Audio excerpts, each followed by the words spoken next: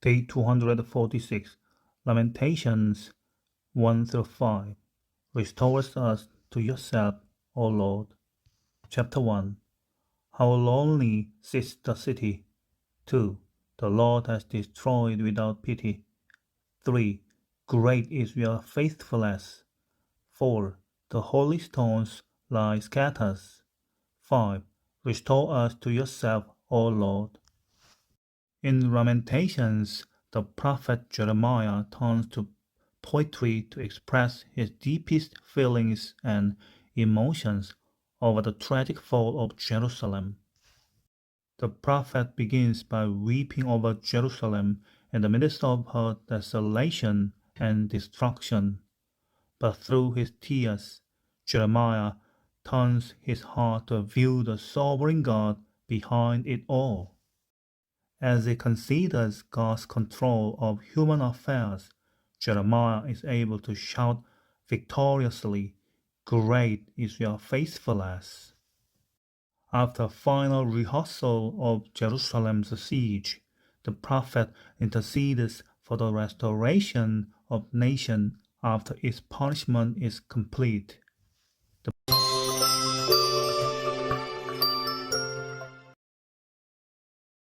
Lamentations, Chapter 1. How lonely sits the city that was full of people! How like a widow has she become, she who was great among the nations. She who was a princess among the provinces has become a slave. She weeps bitterly in the night, with tears on her cheeks. Among all her lovers she has none to comfort her. All her friends have dealt treacherously with her. They have become her enemies. Judah has gone into exile because of affliction and hard servitude.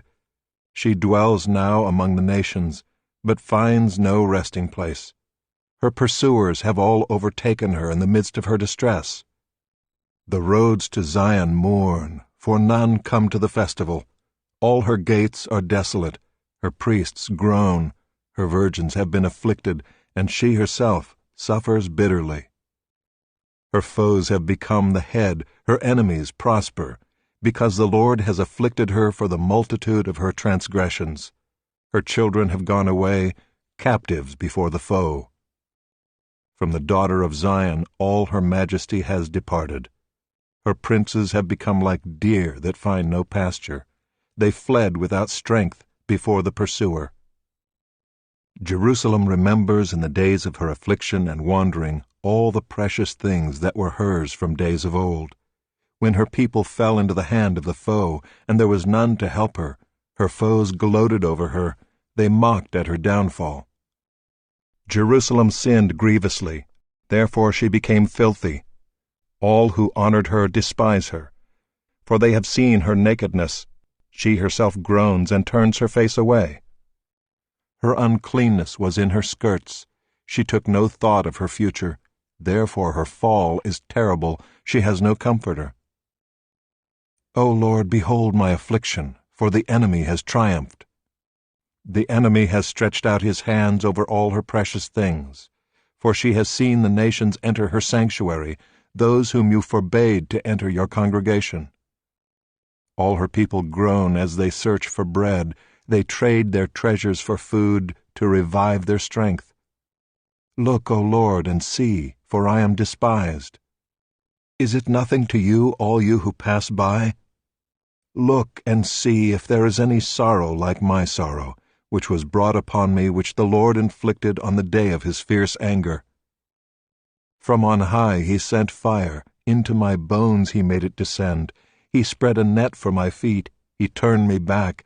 He has left me stunned, faint all the day long. My transgressions were bound into a yoke. By his hand they were fastened together. They were set upon my neck. He caused my strength to fail.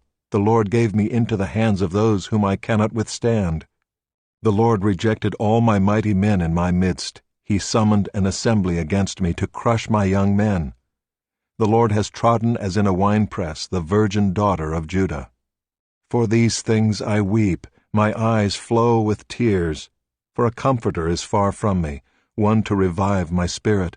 My children are desolate, for the enemy has prevailed. Zion stretches out her hands, but there is none to comfort her. The Lord has commanded against Jacob that his neighbors should be his foes. Jerusalem has become a filthy thing among them. The Lord is in the right, for I have rebelled against his word. But hear, all you peoples, and see my suffering. My young women and my young men have gone into captivity. I called to my lovers, but they deceived me. My priests and elders perished in the city, while they sought food to revive their strength. Look, O Lord, for I am in distress. My stomach churns. My heart is wrung within me because I have been very rebellious. In the street the sword bereaves. In the house it is like death. They heard my groaning, yet there is no one to comfort me. All my enemies have heard of my trouble. They are glad that you have done it. You have brought the day you announced. Now let them be as I am. Let all their evil-doing come before you, and deal with them as you have dealt with me, because of all my transgressions. For my groans are many, and my heart is faint. Chapter 2. How the Lord in his anger has set the daughter of Zion under a cloud. He has cast down from heaven to earth the splendor of Israel. He has not remembered his footstool in the day of his anger. The Lord has swallowed up without mercy all the habitations of Jacob. In his wrath he has broken down the strongholds of the daughter of Judah. He has brought down to the ground in dishonor the kingdom and its rulers. He has cut down in fierce anger all the might of Israel. He has withdrawn from them his right hand in the face of the enemy. He has burned like a flaming fire in Jacob, consuming all around. He has bent his bow like an enemy, with his right hand set like a foe. And he has killed all who were delightful in our eyes in the tent of the daughter of Zion. He has poured out his fury like fire. The Lord has become like an enemy. He has swallowed up Israel. He has swallowed up all its palaces. He has laid in ruins its strongholds, and he has multiplied in the daughter of Judah mourning and lamentation. He has laid waste his booth like a garden, laid in ruins his meeting place. The Lord has made Zion forget festival and Sabbath, and in his fierce indignation has spurned king and priest. The Lord has scorned his altar, disowned his sanctuary. He has delivered into the hand of the enemy the walls of her palaces. They raised a clamor in the house of the Lord as on the day of festival. The Lord determined to lay in ruins the wall of the daughter of Zion. He stretched out the measuring line. He did not restrain his hand from destroying. He caused rampart and wall to lament. They languished together. Her gates have sunk into the ground. He has ruined and broken her bars. Her kings and princes are among the nations. The law is no more, and her prophets find no vision from the Lord. The elders of the daughter of Zion sit on the ground in silence. They have thrown dust on their heads and put on sackcloth. The young women of Jerusalem have bowed their heads to the ground. My eyes are spent with weeping. My stomach churns. My bile is poured out to the ground because of the destruction of the daughter of my people, because infants and babies faint in the streets of the city. They cry to their mothers, "Where is bread and wine?" as they faint like a wounded man in the streets of the city, as their life is poured out on their mother's bosom. What can I say for you? To what compare you, O daughter of Jerusalem? What can I liken to you that I may comfort you, O virgin daughter of Zion? For your ruin is vast as the sea. Who can heal you? Your prophets have seen for you false and deceptive visions. They have not exposed your iniquity to restore your fortunes, but have seen for you oracles that are false and misleading. All who pass along the way clap their hands at you. They hiss and wag their heads at the daughter of Jerusalem. Is this the city that was called the perfection of beauty, the joy of all the earth? All your enemies rail against you. They hiss, they gnash their teeth. They cry, "We have swallowed her. Ah, this is the day we longed for. Now we have it. We see it." The Lord has done what he purposed. He has carried out his word, which he commanded long ago. He has thrown down without pity. He has made the enemy rejoice over you, and exalted the might of your foes. Their heart cried to the Lord, O wall of the daughter of Zion, let tears stream down like a torrent day and night. Give yourself no rest, your eyes no respite. Arise, cry out in the night at the beginning of the night watches. Pour out your heart like water before the presence of the Lord. Lift your hands to him for the lives of your children who faint for hunger at the head of every street. Look, O Lord, and see, with whom have you dealt thus? Should women eat the fruit of their womb, the children of their tender care? Should priest and prophet be killed in the sanctuary of the Lord? In the dust of the streets lie the young and the old. My young women and my young men have fallen by the sword. You have killed them in the day of your anger, slaughtering without pity. You summoned as if to a festival day my terrors on every side, and on the day of the anger of the Lord no one escaped or survived. Those whom I held and raised, my enemy destroyed.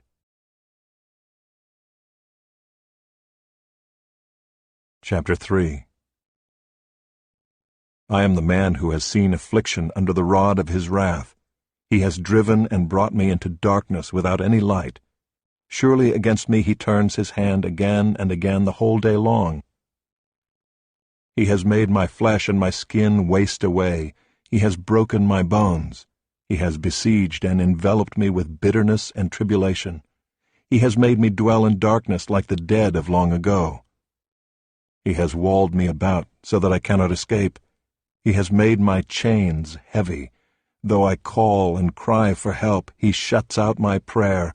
He has blocked my ways with blocks of stones. He has made my paths crooked. He is a bear lying in wait for me, a lion in hiding. He turned aside my steps and tore me to pieces. He has made me desolate. He bent his bow and set me as a target for his arrow. He drove into my kidneys the arrows of his quiver. I have become the laughingstock of all peoples, the object of their taunts all day long. He has filled me with bitterness. He has sated me with wormwood. He has made my teeth grind on gravel and made me cower in ashes. My soul is bereft of peace. I have forgotten what happiness is. So I say, my endurance has perished. So has my hope from the Lord. Remember my affliction and my wanderings, the wormwood and the gall. My soul continually remembers it and is bowed down within me. But this I call to mind, and therefore I have hope. The steadfast love of the Lord never ceases. His mercies never come to an end. They are new every morning. Great is your faithfulness. The Lord is my portion, says my soul. Therefore I will hope in him. The Lord is good to those who wait for him, to the soul who seeks him. It is good that one should wait quietly for the salvation of the Lord. It is good for a man that he bear the yoke in his youth. Let him sit alone in silence when it is laid on him. Let him put his mouth in the dust. There may yet be hope. Let him give his cheek to the one who strikes, and let him be filled with insults.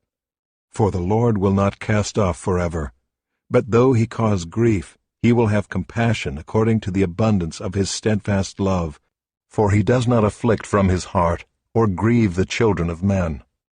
To crush underfoot all the prisoners of the earth, to deny a man justice in the presence of the Most High, to subvert a man in his lawsuit, the Lord does not approve. Who has spoken, and it came to pass, unless the Lord has commanded it? Is it not from the mouth of the Most High that good and bad come? Why should a living man complain, a man about the punishment of his sins? Let us test and examine our ways and return to the Lord. Let us lift up our hearts and hands to God in heaven. We have transgressed and rebelled, and you have not forgiven. You have wrapped yourself with anger and pursued us, killing without pity. You have wrapped yourself with a cloud so that no prayer can pass through. You have made us scum and garbage among the peoples. All our enemies open their mouths against us. Panic and pitfall have come upon us, devastation and destruction. My eyes flow with rivers of tears because of the destruction of the daughter of my people. My eyes will flow without ceasing, without respite, until the Lord from heaven looks down and sees. My eyes cause me grief at the fate of all the daughters of my city. I have been hunted like a bird by those who were my enemies without cause. They flung me alive into the pit and cast stones on me. Water closed over my head. I said, I am lost. I called on your name, O Lord, from the depths of the pit. You heard my plea. Do not close your ear to my cry for help. You came near when I called on you. You said, do not fear. You have taken up my cause, O Lord. You have redeemed my life. You have seen the wrong done to me, O Lord. Judge my cause. You have seen all their vengeance, all their plots against me. You have heard their taunts, O Lord, all their plots against me. The lips and thoughts of my assailants are against me all the day long. Behold their sitting and their rising. I am the object of their taunts. You will repay them, O Lord, according to the work of their hands. You will give them dullness of heart. Your curse will be on them. You will pursue them in anger and destroy them from under your heavens, O Lord. Chapter 4. How the gold has grown dim, how the pure gold is changed. The holy stones lie scattered at the head of every street. The precious sons of Zion, worth their weight in fine gold, how they are regarded as earthen pots, the work of a potter's hands. Even jackals offer the breast, they nurse their young. But the daughter of my people has become cruel, like the ostriches in the wilderness. The tongue of the nursing infant sticks to the roof of its mouth for thirst. The children beg for food, but no one gives to them. Those who once feasted on delicacies perish in the streets. Those who were brought up in purple embrace ash heaps. For the chastisement of the daughter of my people has been greater than the punishment of Sodom, which was overthrown in a moment, and no hands were wrung for her. Her princes were purer than snow, whiter than milk. Their bodies were more ruddy than coral. The beauty of their form was like sapphire. Now their face is blacker than soot. They are not recognized in the streets. Their skin has shriveled on their bones. It has become as dry as wood. Happier were the victims of the sword than the victims of hunger, who wasted away, pierced by lack of the fruits of the field. The hands of compassionate women have boiled their own children. They became their food during the destruction of the daughter of my people. The Lord gave full vent to his wrath. He poured out his hot anger, and he kindled a fire in Zion that consumed its foundations.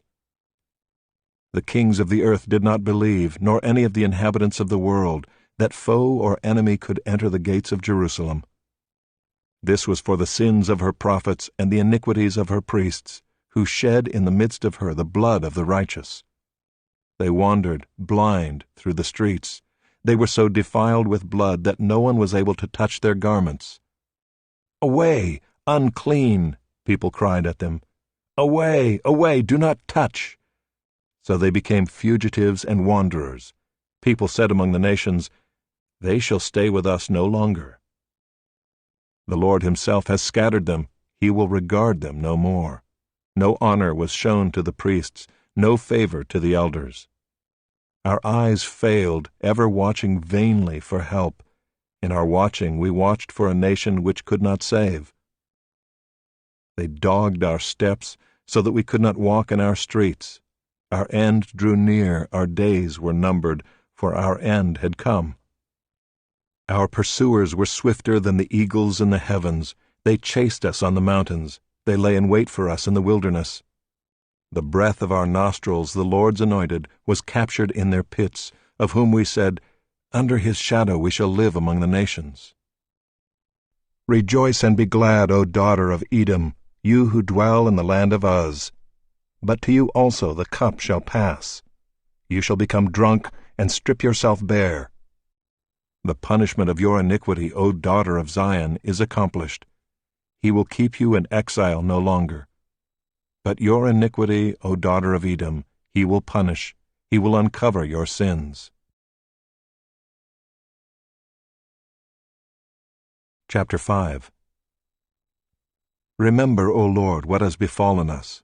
Look and see our disgrace. Our inheritance has been turned over to strangers, our homes to foreigners. We have become orphans, fatherless. Our mothers are like widows. We must pay for the water we drink. The wood we get must be bought. Our pursuers are at our necks. We are weary. We are given no rest. We have given the hand to Egypt and to Assyria to get bread enough. Our fathers sinned and are no more, and we bear their iniquities. Slaves rule over us. There is none to deliver us from their hand. We get our bread at the peril of our lives because of the sword in the wilderness. Our skin is hot as an oven with the burning heat of famine. Women are raped in Zion, young women in the towns of Judah. Princes are hung up by their hands. No respect is shown to the elders. Young men are compelled to grind at the mill, and boys stagger under loads of wood. The old men have left the city gate, the young men their music. The joy of our hearts has ceased. Our dancing has turned to mourning. The crown has fallen from our head. Woe to us, for we have sinned. For this our heart has become sick. For these things our eyes have grown dim. For Mount Zion, which lies desolate, jackals prowl over it. But you, O Lord, reign forever. Your throne endures to all generations. Why do you forget us forever? Why do you forsake us for so many days? Restore us to yourself, O Lord, that we may be restored. Renew our days as of old, unless you have utterly rejected us, and you remain exceedingly angry with us.